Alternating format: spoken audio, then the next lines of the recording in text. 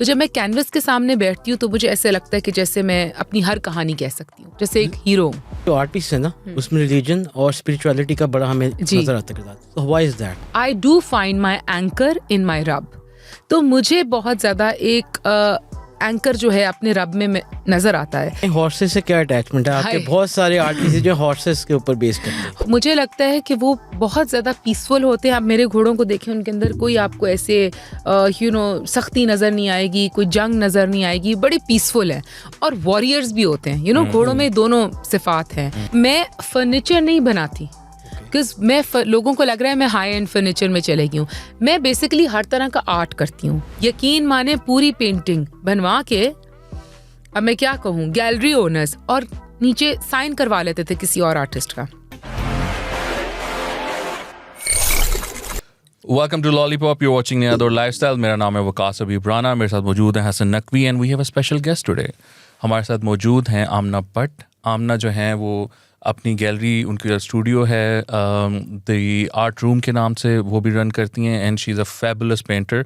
तो हमने आज उनको मदऊ किया है टू डिस्कस उनकी जो अचीवमेंट्स हैं और उनकी जो कलेक्शन है और जो उनकी इंस्पिरेशंस हैं उस बारे में।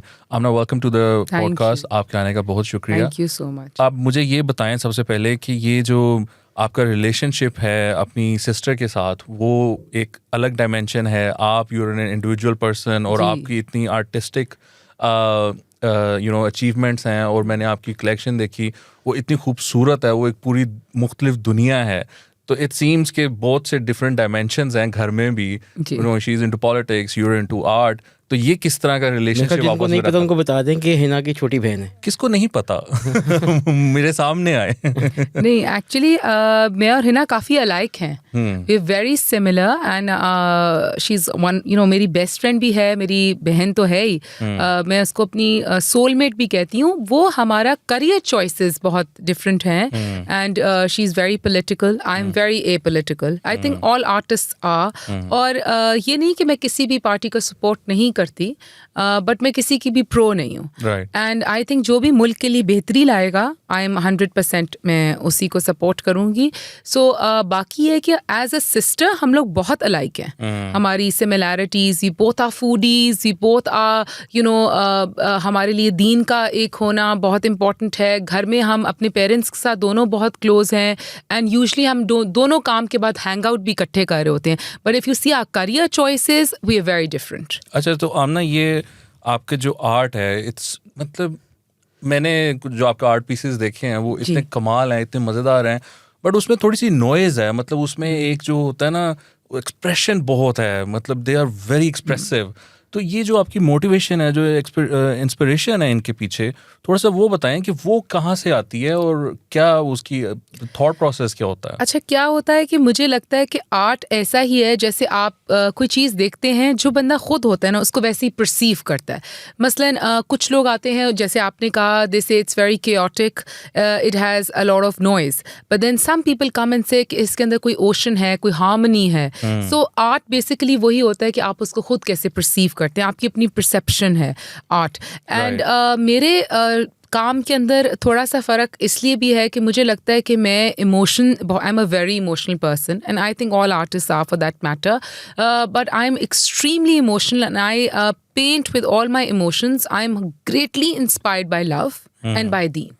तो मुझे मेरे काम में आपको ज़्यादातर स्ट्रोक्स एंड स्प्लैशेस का बहुत ज़्यादा इस्तेमाल नज़र आएगा, as you can see. And it's not that कि मैं कोई इसका अपना कोई मार्क अलग कर रही हूँ कि मैं कोई अलग आर्टिस्ट या कुछ नज़र आऊँ। Every sort of art, every thing is art, दुनिया ही सारी आर्ट है। बट मुझे पर्सनली ये लगता है, ये मेरा पॉइंट ऑफ व्यू है कि happiness is overrated. There is no concept of total, लोग कहते हैं ना परफेक्शन है ज़िंदगी, मैं तो बिल्कुल नहीं मानती। मुझे लगता है हैप्पीनेस इज़ ओवररेटेड और आपको अपनी ज़िंदगी में एक परफेक्शन नहीं मिलती और आर्ट भी इम्परफेक्ट है। और मैं यही दिखाती हूँ अपनी कहानियों में, अपनी ज़िंदगी में, कुछ अधूरी ख्वाहिशें रह जाती हैं और कुछ लाइफ है, कुछ इमोशंस हैं, बहुत कुछ हम कह नहीं पाते लोगों को। तो जब मैं कैनवस के सामने बैठती हूँ तो मुझे ऐसे लगता है कि जैसे मैं अपनी हर कहानी कह सकती हूँ, जैसे एक हीरो हूँ। सो वो सब कुछ और स्पेसिफिकली आप आएँ, आप प्लीज़, हसन भाई तो बहुत दफ़ा आए हैं, आप आएँ तो आपसे भी मैं ऐसे जैसे बातचीत करूँगी और आपसे सवाल जवाब में आपको कुछ एक पेज देंगे, क्वेश्चनरी देंगे जिसमें 16-17 क्वेश्चंस होंगे। आप अपनी ज़िंदगी की कुछ कहानियाँ मुझे सुनाएंगे, उसमें बहुत पर्सनल क्वेश्चंस हैं, जैसे आप एक थेरेपिस्ट के पास बैठे हैं। सो वो आपसे एक थेरेपी की तरह मैं कुछ क्वेश्चंस पूछूंगी। वो आपकी ज़िंदगी के बारे में, आपके चाइल्डहुड, आपके पेरेंट्स के साथ कैसा रिश्ता था, आपकी ज़िंदगी में क्या ऊंचाई आई, क्या प्रॉब्लम्स थी, क्या तकलीफ थी, सब उससे मैं आपकी एक पेंटिंग बनाऊंगी। वो आपकी लाइफ स्टोरी होगी। तो जो बेसिकली लोग पसंद कर रहे हैं मेरा काम, या आजकल बहुत ट्रेंडिंग में जा रहा है, या लोग समझते हैं मेरा सिग्नेचर है या मेरा फोटे है, वो यही है कि मैं लोगों की ज़िंदगी पे काम करती हूँ। मैं खाली ये नहीं मैं कह रही, मैं भी लैंडस्केप बना लेती हूँ, मैं भी पोर्ट्रेट्स बनाती हूँ। मेरे सबसे ज़्यादा बिकते ही जी कहते हैं लोग, मेरी मॉडर्न खताती बहुत ज़्यादा मशहूर है। लेकिन मैं सबसे ज़्यादा जो इंजॉय करती हूँ वो यही करती हूँ कि मैं लाइफ स्टोरी। सो आप आएंगे, मैं 5-6 रंग उठाऊंगी, आपकी ज़िंदगी की कहानी पूछूंगी, और फिर वो सारी कहानी मैं कैनवस पे उतार दूंगी। और जब वो आप देखेंगे तो यकीन माने आपको लगेगा कि आप अपने आप को देख रहे हैं। हमने ये बताएं हॉर्सेस से क्या अटैचमेंट है आपके? बहुत सारे आर्टिस्ट जो हॉर्सेस के ऊपर बेस करते हैं। हॉर्सेस से मेरी अटैचमेंट ये है कि they are beautiful। मैंने वो एक जो ब्लैक हॉर्स वाली मैंने देखी ना, मुझे थोड़ी सी अटैचमेंट है ब्लैक हॉर्सेस के साथ, तो वो मैंने देखी, I was like oh my God, this is beautiful. Humbled. मेरी अटैचमेंट ये है कि मैंने अपने घोड़ों का नाम दिया हुआ है पीसफुल वॉरियर्स। सो मुझे लगता है कि वो बहुत ज़्यादा पीसफुल होते हैं। आप मेरे घोड़ों को देखें, उनके अंदर कोई आपको ऐसे सख्ती नज़र नहीं आएगी, कोई जंग नज़र नहीं आएगी, बड़े पीसफुल हैं। और वॉरियर्स भी होते हैं, घोड़ों में दोनों सिफात हैं। सो मुझे लगता है कि वो डिग्निटी है, उसके अंदर एक पावर है, एक खूबसूरती है। तो मुझे मज़ा आता है बनाने का। और सीधी सी बात यह है कि लोग पसंद करते हैं। और एक हम देखते हैं आपके जो आर्ट पीस है ना, उसमें रिलीजन और स्पिरिचुअलिटी का बड़ा हमें नजर आता है। So why is that? I keep on saying this, और ये मेरी टीम भी इस वक्त पीछे से हंस रही है कि ये लाइन मैं बहुत ज़्यादा बोलती हूँ, but that's the truth. I do find my anchor in my रब। तो मुझे बहुत ज़्यादा एक एंकर जो है अपने रब में नज़र आता है। और मुझे लगता है कि जब मैं सबमिट करती हूँ, सरेंडर करती हूँ, तो मैं सबसे ज़्यादा उस वक्त एलिवेटेड पोजीशन में होती हूँ। तो मेरी इंस्पिरेशन सबसे ज़्यादा दीन ही है। अभी आप देखेंगे हमारी रमज़ान में, for all the audience to see, मैं बहुत इकोनॉमिकल प्राइस लेके जा रही हूँ। माशाल्लाह जो मुल्क के हालात हैं, मैंने अपनी प्राइसेस बिल्कुल उल्टा कर दी हैं। लोग रमज़ान में चीज़ें बढ़ा देते हैं कीमतें, मैंने अपनी सारी कीमतें 50% कम कर दी हैं। और मेरी इस सीरीज़ का नाम है किस्वा। हम न्यू ईयर्स पे गए थे उम्रा करने। तो जब मैं गई तो मैं खाना काबा के सामने बैठ रही थी, और मैंने सोचा कि किस्वा से बड़ी क्या इंस्पिरेशन है, या खाना काबा से बड़ी क्या इंस्पिरेशन है। तो ये सारी सीरीज़ जो रमज़ान में अब आप देखेंगे इंशाल्लाह, वो सारी दीन से ही इंस्पायर्ड है। और ज़्यादातर मेरा काम स्पिरिचुअलिटी पे ही है। मिस्टिक बहुत ज़्यादा हमारी सीरीज़ आती हैं, सूफिज़म पे आती हैं, and that's true because I think कि सबसे ज़्यादा मेरे लिए इंस्पिरेशन दीन है, और स्पेस, गैलरीज, द पूरे गैलेक्सी टाइप, ये मेरी इंस्पिरेशन। आप वो गुलाफ काबा पे भी कुछ कर रही थी, मैं देख रहा था आपकी इंस्टा पर वीडियो, उसके बारे में जरा बताएं। जी, मैं वही बता रही हूँ कि ये किस्वा सीरीज हमारी 15 मार्च को इंशाल्लाह आ जाएंगी।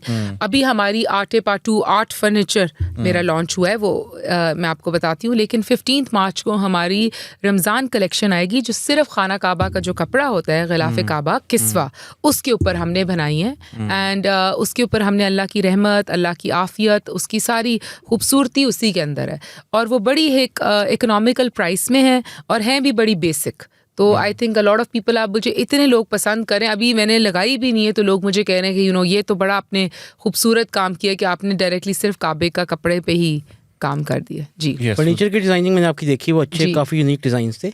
अभी ये फर्नीचर वाली लाइन, मतलब उसकी डिज़ाइनिंग में आने का ख्याल कैसे आया? मतलब देखिए, मैं फर्नीचर, लोगों को ये लग रहा है, अभी मुझसे कोई पूछ रहा था इंटीरियर होम, में नाम नहीं ले सकती वो, क्योंकि वो बहुत बड़े इंटीरियर होम्स हैं कि कोलैबोरेशन के लिए। बट द थिंग इज़ कि मैं फर्नीचर नहीं बनाती, बिकॉज लोगों को लग रहा है मैं हाई एंड फर्नीचर में चले गई हूँ। मैं बेसिकली हर तरह का आर्ट करती हूँ।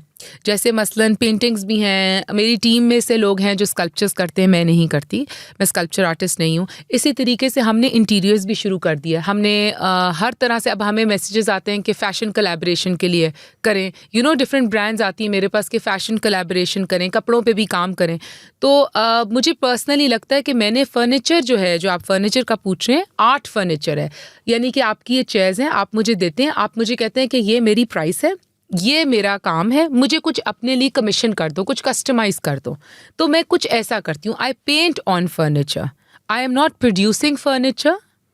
I have just stepped into merchandising, which means I'm basically, hiring people to make furniture for me, and then I'm painting on different furniture. तो ये जो आप देख रहे हैं, there is art and furniture, art furniture. अच्छा, तो ये बताएं हमारे यहाँ जो कलेक्टर्स हैं. सॉरी, इसमें रग्स हैं, ब्लैंकेट्स हैं, टेबल्स हैं, चेयर्स हैं, सोफे हैं. आपने किसी भी चीज़ पे पेंट कराना, आप हमारे पास आ सकते हैं. Absolutely brilliant. तो ये बताएं कि जो अवेयरनेस है आर्ट की, या हमारे यहाँ जो लोग हैं, आपके तो मतलब डायरेक्ट डीलिंग है लोगों के साथ होती है, तो what do you think about that? मतलब हमारे यहाँ ये कहा जाता है कि प्रॉब्लम ये है कि आर्ट को उस तरह अप्रिशिएट नहीं किया जाता, वो भी इश्यूज हैं.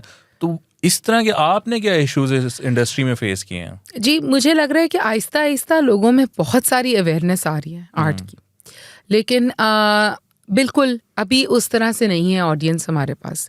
जो मेरे पास इंटरनेशनल ऑडियंस आती है वो काम को अप्रिशिएट भी करती है. देखें, एक आर्टिस्ट को सबसे ज़्यादा अपने काम के पैसों से भी ज़्यादा उसको अप्रिशिएशन चाहिए होती है, उसको स्पेस चाहिए होती है अच्छा काम बनाने की, राइट?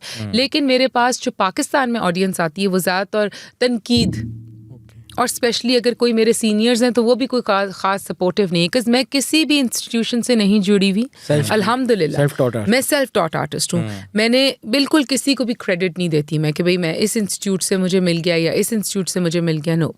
लेकिन द थिंग इज़ कि यहाँ पे जब तक आपको ठप्पा ना लगा हो किसी इंस्टीट्यूट का, तो लोगों को बड़ी मुश्किल से आपको आने देते हैं. फिर एक औरत हो और वो आ जाए आपकी कंपटीशन में, गैलरी भी खोल ले. जैसे आपको मैंने बताया, पहले खाली मेरी स्टूडियो था, फिर मैंने फ्रेमिंग शुरू किया, आहिस्ता आहिस्ता गैलरी खोली, फिर उसके बाद आहिस्ता आहिस्ता मैंने स्कल्पचर्स इंट्रोड्यूस किए, फिर आहिस्ता आहिस्ता मैंने फर्नीचर कर दिया. अब इंशाल्लाह आपको मैंने बताया कि आई डोंट नो आप देख रहे हैं, हमने सैमसंग के साथ भी कोलैबोरेट कर लिया है, कपड़ों की ब्रांड्स के साथ भी हम कोलैबोरेट कर रहे हैं. तो लोगों को लगता है I have been 7 years in the industry, तो sometimes I get a lot of backlash because people think कि यार इसको बहुत जल्दी ओवरनाइट सक्सेस मिल गया. ऐसा नहीं होता. हर बंदे अपना फेयर शेयर ऑफ स्ट्रगल्स के साथ घुस रहा होता है. दूसरे बंदे को लग रहा होता है कि इसको टेम्पररी लक इसकी चल गई. मैं चाह रहा था कि हम स्ट्रगल्स को जरा बैक एंड पे रखें, but I guess we need to discuss those as well, because the work that I have seen that you do, वो देख के बंदा कहता है यार मतलब ये आर्टिस्ट जो है ना, डीप है. this person has gone through some struggles, और जो maturity है और जो expressions हैं उसमें वो आ ही नहीं सकते उसके बगैर जब तक आपने वो एक्सपीरियंस ना की हो. और जो आपकी अप्रोच है वो आप अप्रोच रख ही नहीं सकते जब तक आप अंडरस्टैंड ना करो लाइफ को.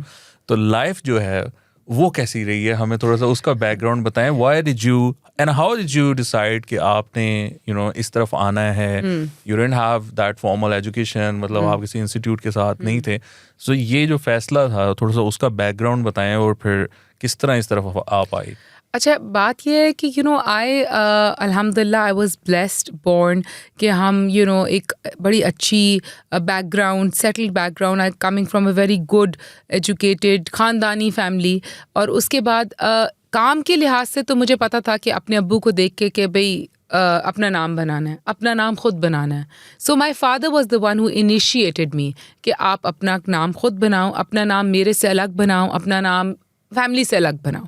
ठीक है. फिर जैसे आपने हिना का भी पूछा, सो हम सब बहनों ने अपनी स्ट्रगल्स देखी, सब ने अपना अपना नाम खुद बनाया है अब्बू के नाम से हट के. अच्छा, दूसरी बात ये भी है कि मैंने I was married at a very young age. I was 18 when I got married. तो now I am That young? Yeah, I was very young. मुझे बड़ा शौक था. शादी का शौक था. मुझे था या NCA चली जाऊँ या शादी कर लूँ. सो ये और मुझे किसी चीज़ का शौक नहीं था. So I was very young when I got married. And now I'm 33 now. तो मुझे लगता है कि आपकी इतनी जल्दी, जब आप इतनी एक यंग एज में you go into relationships, I think as a woman, a lot of women can relate to this, कि आप बहुत जल्दी मैच्योर हो जाते हो और बहुत जल्दी बहुत कुछ सीख लेते हो. फिर मेरे अंदर एक ये भी चीज़ थी कि मैं नहीं कहती थी कि मैंने कभी भी मशहूर होना है किसी के नाम से. मैं अपनी पहचान खुद बनाना चाहती थी. मुझे ना ही ज़्यादा अमीर होने का, ना ही ज़्यादा मशहूर होने का शौक़ है. मुझे काम करने का शौक़ है. और मुझे लगता है कि जब मैं काम करती हूँ तो मैं शायद कुछ वापस दे रही हूँ यूनिवर्स को. मैं कोई जॉय वापस वर्ल्ड में दे रही हूँ. हम सब किसी मकसद के लिए आए हैं ना, किसी वजह से आए हैं. तो मुझे ये नहीं होता कि बस मैं अपने लिए कुछ करूँ. मुझे होता है कि अगर मेरे अंदर मेरे अल्लाह ने कोई हुनर रखा है तो मैं इन रिटर्न वो लोगों को दे सकूँ. हिना की पॉजिटिव बातें तो आपने हमें बता दी, हमें पता भी है, हमारी वो दोस्त हैं। अब आप उनकी कोई इरिटेटिंग हैबिट्स हमें बताएं। As a sister I think नहीं इरिटेटिंग तो something नहीं। that you love about her and something that you don't really appreciate.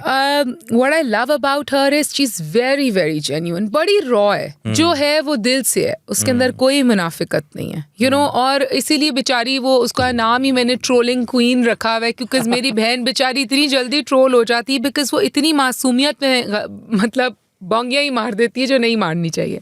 लेकिन उसकी एक कोई इरिटेटिंग हैबिट मुझे समझ नहीं आ रही कौन सी मैं कहूँ, कस मेरे से तो माशाल्लाह आपकी वार्डरोब चोरी करती हूँ, हाँ भड़ी है आपके... और हाँ हमारी ज़्यादातर हमारी इन्हीं चीज़ों के ऊपर बहस होती है कि तुमने आज मिलना था, टाइम से नहीं मिले, इकट्ठे खाना, कैसे हम लोग का डेली का dinner we sit down and we eat together. तो हमारी इस यही नोक झोंक होती है, बिल्कुल जैसे बेस्ट फ्रेंड्स की होती है, और हम एक दूसरे के बगैर भी नहीं रह सकते। तो और कोई मेरे ख्याल में उसमें हाँ ये है कि ज़्यादा सिंपल होके ज़्यादा गलतियाँ कर जाती है, उसको भी यही। अच्छा Amna, so you mentioned that you got married at such a tender age of 18.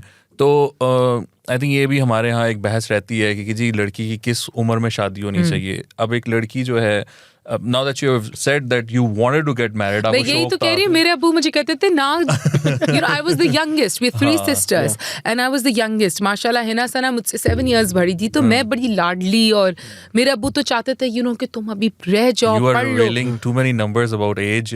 अच्छा नहीं ये काट दे नहीं तो मुझे सिर्फ ये था कि या तो you know I want to go to NCA। My father was asking me to go to LUMS, so being an art student LUMS तो मुझे जेल लग रहा था। तो मैंने कहा अब्बू आपने जिससे करनी, मुझे तो कोई उस वक्त नहीं था, you know मैंने कहा जिससे करनी जैसे करनी बस कर दे, मतलब बस छोड़े, बस मैंने कुछ नहीं करना, मतलब मैं उस फील्ड में थी कि अब कुछ नहीं, तो शादी कर। Was it a love marriage or arranged No marriage? no, completely dead arranged। अच्छा, so when you reflect back, you know the question that I have for you is कि जो लड़कियां हैं जो आप, now that you have so much accomplished in the professional arena as well, looking back what do you think कि क्या trajectory क्या होनी चाहिए लड़की को? एजुकेशन ले, वो अपनी कोई प्रोफेशनल लाइफ में आना चाहती तो आए, फिर शादी करे, या क्या किस तरह का वो देखिए हम वो आज मैं बड़ा अच्छा एक किसी का देख रही थी कि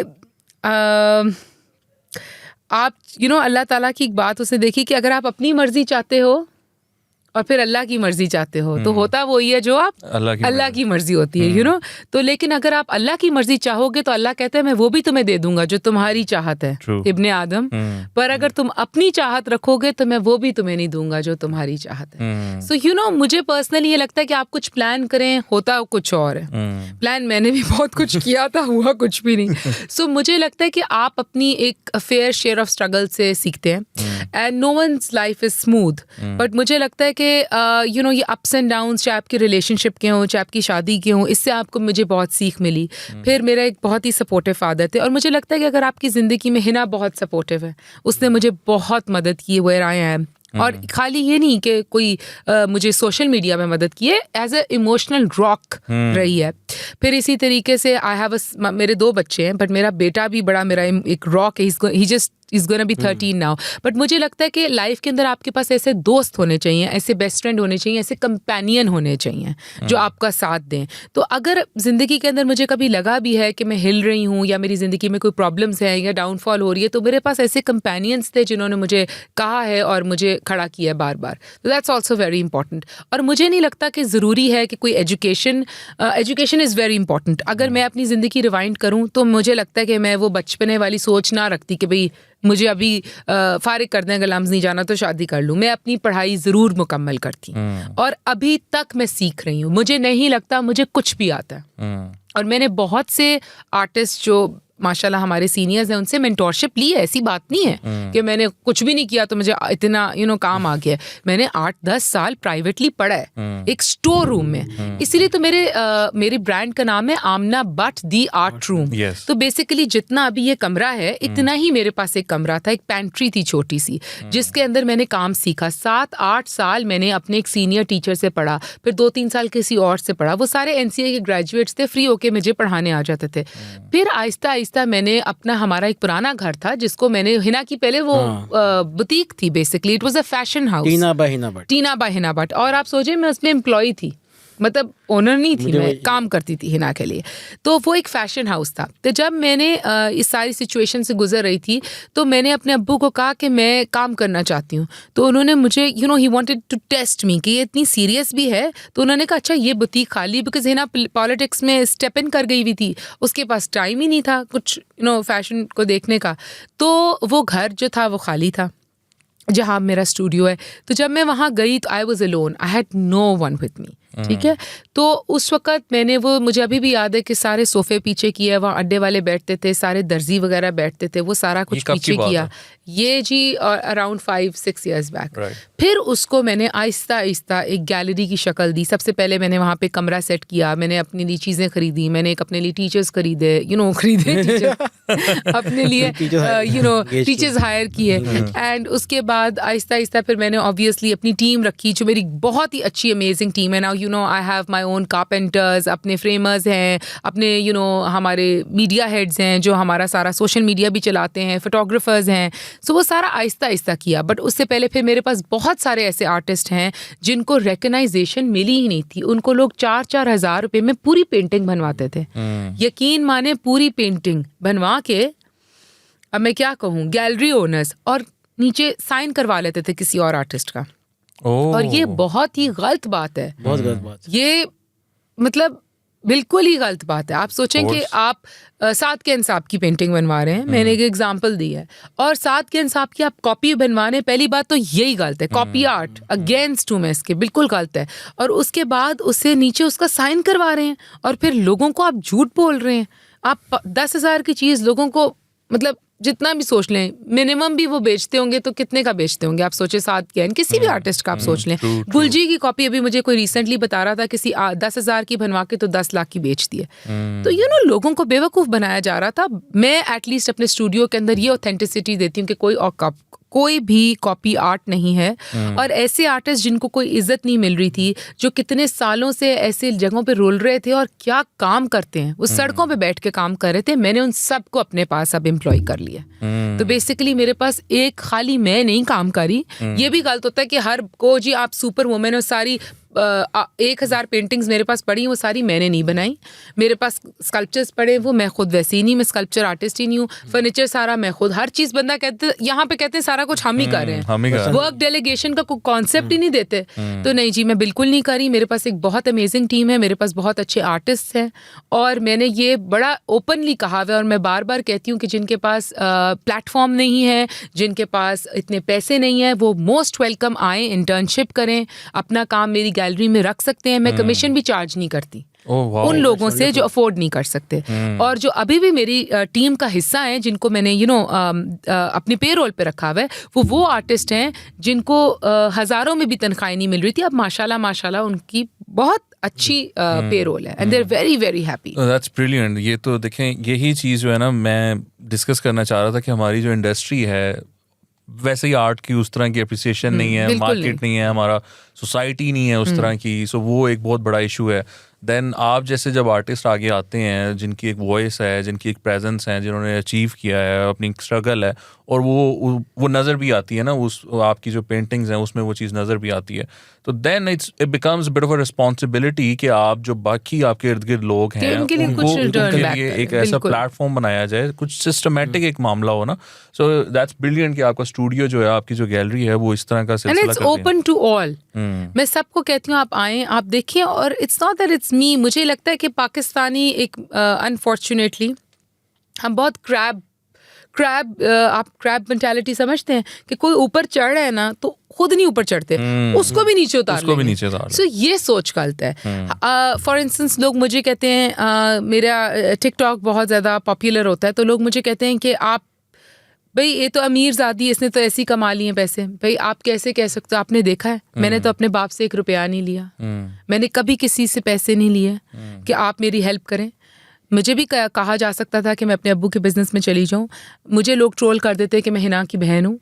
हर बंदे की अपनी स्ट्रगल्स होती है। अभी मैंने आपको बताया कि मेरी मैरिटल लाइफ के अंदर भी प्रॉब्लम्स आई।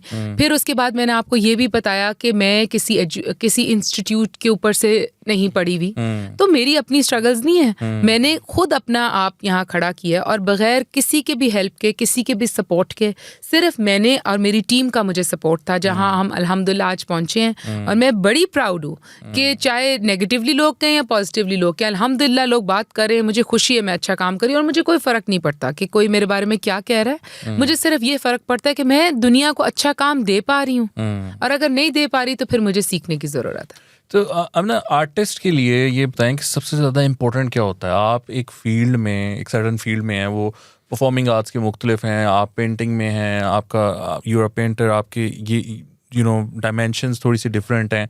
आपके लिए personally what do you feel as an artist, what's the most important bit, मतलब इंसानों के साथ या अपने काम क्राफ्ट के साथ? आर दे इमोशंस, एक्सपीरियंसेस, क्या मतलब एब्जॉर्व करना, ऑब्जर्व करना, क्या चीज़ सबसे इम्पोर्टेंट? आपकी ताकत क्या है? देखें, मैं या कोई भी आर्टिस्ट, अगर आप किसी को भी देख लेना, इमोशनल होएगा ही होएगा। You see, if you ask me to define myself in 3 words, I would say I am very impulsive, I am very passionate and I am very emotional. लेकिन क्या होता है कि अगर आप हमारे में से इमोशंस निकाल लेंगे तो हम काम ही नहीं कर सकते। हर आर्टिस्ट, आप लोग खुद आर्टिस्ट हैं, आप लोग ये जो सब कुछ क्रिएट कर रहे हैं, क्रिएटर्स हैं ना, तो अगर आप लोगों के अंदर से भी ये, आप लोग भी बड़े हसास होंगे, हो ही नहीं सकता कि ना हो। सो आई थिंक हर आर्टिस्ट के लिए ये ज़रूरी है कि वो पहले अपने काम से, उसको अपने काम से जुनून, मुझे अपने काम का जुनून है, इश्क है। अगर मैं अपने काम से प्यार नहीं कर सकती, अपने काम के साथ मैं वफादार नहीं हूँ, मैं कभी किसी के लिए काम नहीं कर सकती। मैं तो फिर सिंसेयर ही नहीं हूँ। सो मुझे ये होता है, मैंने आपको पहले भी कहा, फिर कह रही हूँ कि मुझे कोई शौक़ नहीं है कि यार मैं कोई 10 साल बाद बहुत बड़ी आर्टिस्ट बन जाऊँ, कोई बहुत नाम कमा लूँ, कुछ बहुत पैसे कमा लूँ। नहीं, मुझे इसका नहीं है। I just want to enjoy my work, I want to live my life and I want to give good work to all the people. बस इतना सा मेरा मोटो है। एंड मैं one day at a time में बहुत बिलीव करती हूँ। पता नहीं, मुझे होता है एक दिन, मैंने अपने शीशे के ऊपर इतना बड़ा लिखा हुआ है, 1 day at a time, ताकि ना मैं पास्ट का सोचूं ना मैं फ्यूचर का सोचूं, मैं सिर्फ एक दिन का सोचती हूँ। एक दिन का सोचती हूँ क्योंकि मुझे लगता है यही जिंदगी है, आज का दिन ही है, इसको जी भर के जी लो। पता नहीं यार, फिर उठते हैं, जिंदा होते हैं, है जिंदगी या नहीं। मैं एक दिन को एंजॉय करके जीती हूँ। मैं कहती हूँ यही दिन। काश भाई, आपका नहीं पता, लेकिन मैंने हिना के हवाले से एक सवाल और पूछना है। अच्छा, ये मुझे लगता है आप लोगों ने हिना को ट्रोल करने के लिए तो नहीं मुझे बुलाया। हिना अगर पॉलिटिक्स में ना होती तो आपके ख्याल में क्या होती? हिना वैसे तो फैशन डिज़ाइनर रह चुकी है, आई थिंक फैशनिस्टा है बहुत बड़ी, बट अगर हिना पॉलिटिक्स में, हिना कुछ ना कुछ, हिना एक ऐसा बंदा है जो 1 मिनट भी फ्री नहीं रह सकता। अभी भी वो एमफिल की तैयारी कर रही है, और कोई यूनिवर्सिटी नहीं है जिसका आप नाम ले लें, हार्वर्ड लें, ऑक्सफोर्ड लें, हर जगह से तो माशाल्लाह वो पढ़ी हुई है। तो मुझे तो लगता है कि या तो उसको मैं कहती हूँ, अब तो उसको मैं कहती हूँ कि तुम बन जाओ, किसी की पॉलिटिकल एडवाइज़र बन सकती हो, फैशनिस्टा बन सकती हो, थेरेपी बड़ी अच्छी देती है। आप कभी अपने दिल के कोई दुख तो सुनाए। पॉलिटिकल एडवाइजर वो ऑलरेडी हैं। हाँ, नहीं, अपने दिल के कोई दुख सुनाए। और फिर फूड ब्लॉगर तो वैसे मुझे लगता है मेरी भी ट्रू कॉलिंग है, वो हम दोनों बहनें बस देखें ना, आप कश्मीरी बट भी तो हैं, हम क्या करें। हाँ, वो आपने मेरा रोजा खुलवा के मुझे कॉफी पिला दी खाली, लेकिन कोई बात नहीं। हाँ, नहीं, वो आमना केम इन, तो आमना का आज रोज़ा था, तो उन्होंने सबसे पहले नमाज पढ़ी और फिर उन्होंने अपना रोज़ा खोला, हमने कॉफी ही दी है, we offered her something more. लेकिन मैं आपको यही one day by the way, Aamna, हमारे साथ वाले कमरे में ना आज पूरी पिज़्ज़ा पार्टी थी, बिकॉज हमारे यहाँ होता ही है कि जो नया ज्वाइन इन करता ऑफिस में, उसकी फर्स्ट सैलरी के बाद ही और she needs to make sure कि वो हमें पार्टी दे। तो you have missed out on that. No, I think आप, मेरा रोजा था, आज मैं आप लोगों को ट्रीट देती हूँ इसके पॉडकास्ट के बाद। अच्छा, लेकिन आपने भी ना, ये मैं 1 day at a time का आज एक दफा ट्राई, कल एक दिन के लिए ट्राई करें। सी, माय प्रॉब्लम इज के, और फिर नीचे आपने लिखना है, एक आपने कोट लिखना है, 1 day at a time, और नीचे लिख दें हस्बी अल्लाह, कि मेरे लिए अल्लाह ही काफी है। यकीन माने वो दिन आप इतना ही खुश रहेंगे ना, आपको कोई परवाह नहीं होगी मैंने कल क्या करना है। और जो हालात जा रहे हैं, वैसे ही बंदा डिप्रेस हो जाता है। टीवी खोलो, न्यूज़ खोलो, आप कहते हो या अल्लाह फिर मुल्क कोई ऐसी हालात नीचे चले जाए। मैं तो बस वो 1 day at a time पढ़ के जो मेरे पास है उसका शुक्रगुजार करती हूँ। मैं कहती हूँ अल्लाह ताला तू मेरे लिए काफ़ी है। मैं I will take your advice and I will write that, but I will write that on my wife's mirror. I think मेरी लाइफ ऑटोमेटिकली पीसफुल हो जाएगी। उसको कभी नहीं हंसाते। I am so sorry for that, लेकिन आई थिंक मेरी life peaceful हो जाएगी if she abides by that saying. देखिए ये कितनी गलत बात है। आपने घर यहाँ से घर ही जाना होगा। आपने घर ही जाना। It doesn't play on my house TV, तो उस पे ना चले। नहीं, वो मेरे फोन से जो रिकॉर्डिंग्स हो रही है ना, मैं आपको वो भेजूं। ओके, अच्छा, तो अब ना ये बताएं कि जब आप इमोशनल या दुखी होती हैं या स्ट्रेस में होती हैं, who's your best friend in that Yeah, go-to person. Please don't say Hina. I want that to. was the truth. My dad and my sister. Okay. And that girl who's making my video. Okay. So you can share her name. Okay. So it's either there's my dad, number one. Then there's Hina. And then there's like I said, Mehvish. And then I have two best friends, Hadia and Asna. But then my son.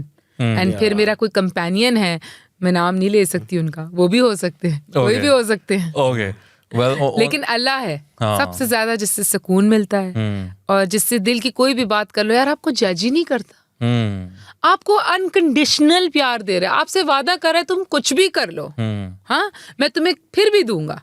और हम बैठे होते हैं दुनिया जहान से appreciation लेने, दुनिया जहान से कंफर्ट लेने, दुनिया जहान से ये वादे लेने कि यार तुम मेरा हमेशा हमेशगी का साथ दोगे। जो वो साथ देने का वादा करे यार वो आपको जज करेगा।